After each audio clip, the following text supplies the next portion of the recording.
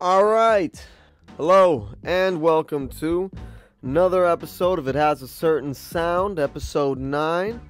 Today, we're going to be talking about a Todd Rundgren album. And it's kind of funny, I don't know Todd Rundgren that well. In terms of, I'm really familiar with this record.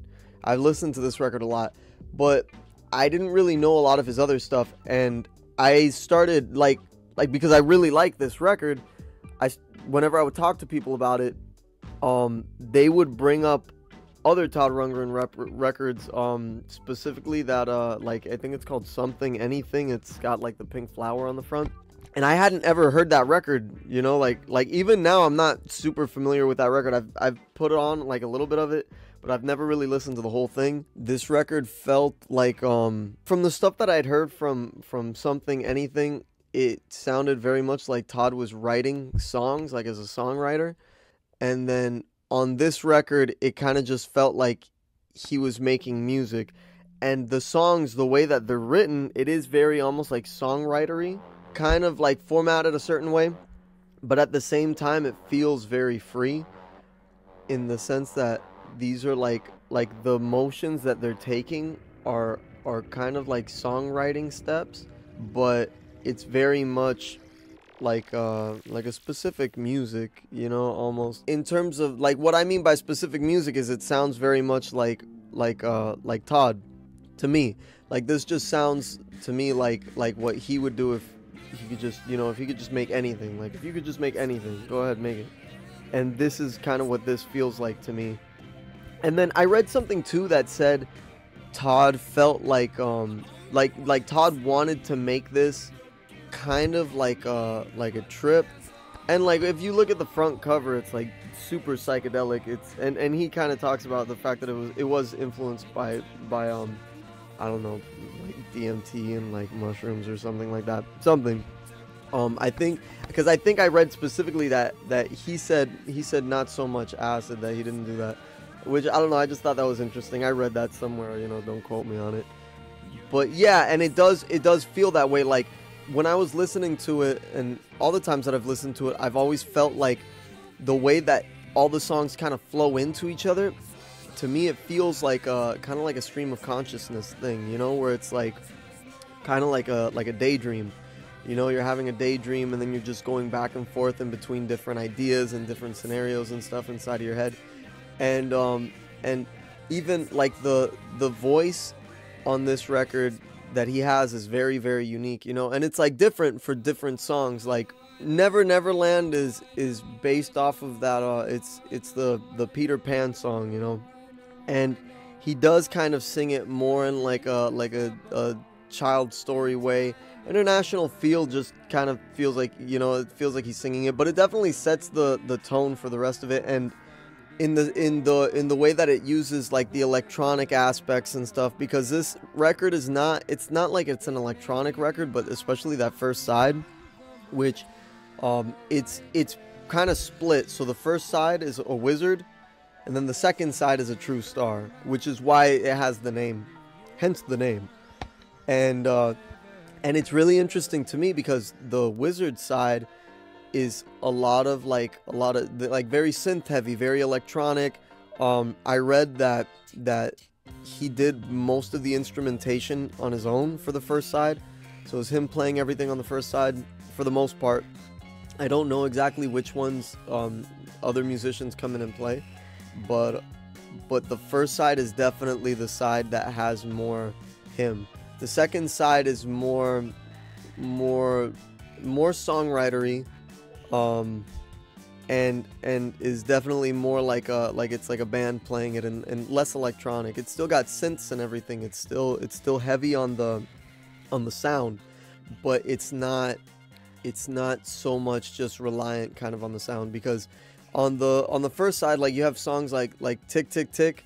That one is it's a straight up electronic song, and an electronic song that is kind of structured in a more songwriter song way, which is also interesting about it, I think, because it does feel like these things are not necessarily following a format so much anymore with the way that he's writing them, but they're kind of like it's the way that he feels that songs should move and kind of be structured, so it ends up coming through as the way that he structures the songs. But it's not like just generic song structure writing, you know. It's hard to explain because it's just it feels like it's just influences of his that he's putting together to just make it like he's putting together a thought, like a stream of consciousness that is it's based on sounds. And that's why too, like, the singing is really interesting to me on this record, because it feels like sometimes it feels less like it's him singing the song, and it feels more like he's painting a picture with the words, you know, like creating a scenario with the words. And that to me also adds to the whole stream of consciousness thought process that I feel that he has going on, more so than, like, I think the trip thing is really, really interesting, but this just kind of feels like just ADD thoughts just being thrown out, and then just going from thought to thought to thought, and you're just sitting there over the course of like 57 minutes, or I think it's 56 minutes, and you're just going through this like ADD like chain of thoughts.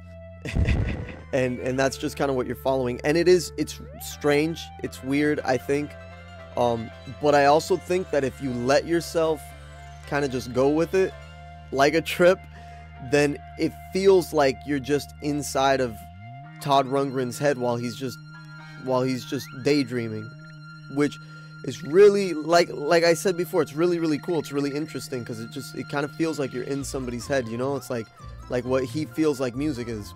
And then I wanted to say too that there's 2 tracks on here, Rock and Roll Pussy, and then Dogfight Giggle, and then also You Need Your Head, Rock and Roll Pussy, and then Dogfight Giggles, like, it's just weird, it's just sounds, and there's like starts to be screaming at the end, not like screaming, but like kind of like groans and stuff. And then Rock and Roll Pussy and You Need Your Head, both of those feel very like garage rocky to me, and they feel like they lean more towards even like punk, you know, at that time, you know, and this came out in 73, so for it to feel kind of punky, because it's very heavy, he's screaming, it's loud, it's aggressive, and he's not, it's almost, to me, feels like he's not using his voice so much as like a singing voice, but it's like an attitude voice, you know. It's like to give a certain feel, to paint a certain picture, and that to me is a lot of what punk is, you know. It's like a lot of the times it's not an emphasis on how proficient you are at playing your instrument. It's an attitude, it's a feeling, and he captures that in those songs. So in that sense, I think that it is very punk. And like when I first heard this record, I felt like I heard a lot of, it sounded very modern to me, because I felt like there was a lot of ideas that he ends up using in this record to kind of just go through this thing that he's painting, this weird abstract picture that he's painting, and it ends up being kind of like genres, or like big parts of genres that you see later on, which, I mean, I think too that, you know, he was probably influenced by that stuff that was happening at that time. And I do feel like a lot of the stuff that we hear, a lot of modern music, can be found in stuff that came out in like the 60s. Like in the 60s, when the electronic instrument became a thing, people were just making stuff, and even though there weren't as many people making stuff then as there are just random people making stuff now, I think that a lot of this stuff that we hear now was kind of just made back then, and it's like it almost, in a way, it gets rediscovered, or maybe it just happens again, you know, it just happens to happen again, but it's there. Like I think like the first time that I heard, there's a band called The Music Machine, and they have a 45. Well, I found it on 45. I'd never heard it before. I found a 45, and it was called Talk Talk, or the song was called Talk Talk, and that record sounds like hardcore punk to me in 66, you know. Like it's not as fast, it's very sludgy, it's very grimy, and then the vocals are just nasty, like they're hardcore punk vocals. And I always think about that, and that's kind of, and just a little like just a little get off track side note here, I really like garage rock because of that, because I like going and and finding like specifically like garage rock 45s. I really like them because I feel like there's a lot of them that you can find that is just like, because it's just a 45, they were able to put something on there that was, you know, more unique, and because it was cheaper to make, and you can kind of find things that sound like things that develop into a whole thing later, like a whole genre later, like you can kind of find songs that end up developing into these genres, or like these styles of music or whatever, or even like sometimes bands, you know, will pick up like a very specific sound, which I think is really, really interesting.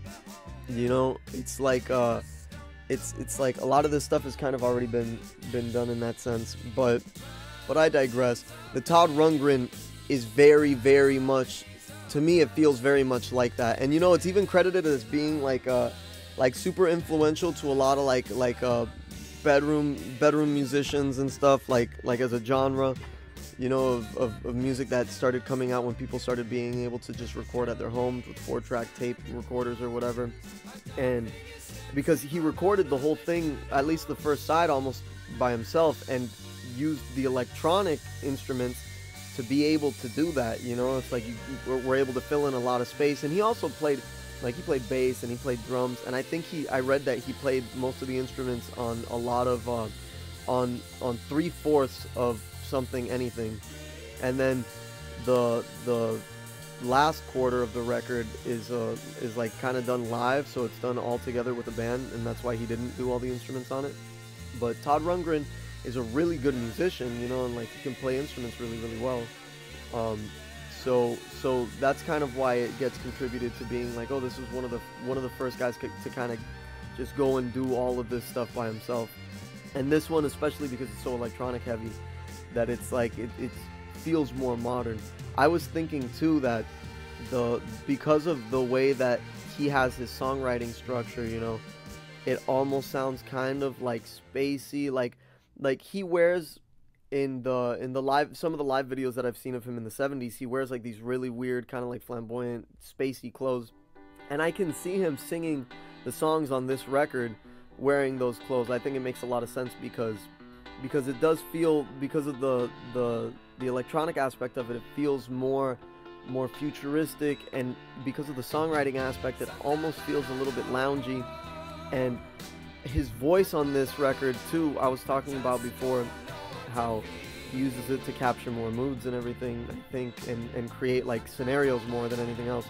And I think another thing that he does with his voice on this is he makes it very like very kind of wavy and almost like swirling with his vocals, even not just in the way that he uses his voice as like overdubs and effects and harmonies and stuff, because the harmonies are really, really cool too, and they feel very spacey, very swirly, which to me makes it feel a lot like he's just dancing in his head type thing, you know what I mean? Like, that's why it feels like a stream of consciousness, because even with the voice, the way that it swirls around, the way that it moves around, and the way that he flows with everything that he's playing and singing, it feels like you're just dancing in your own head, to me, you know.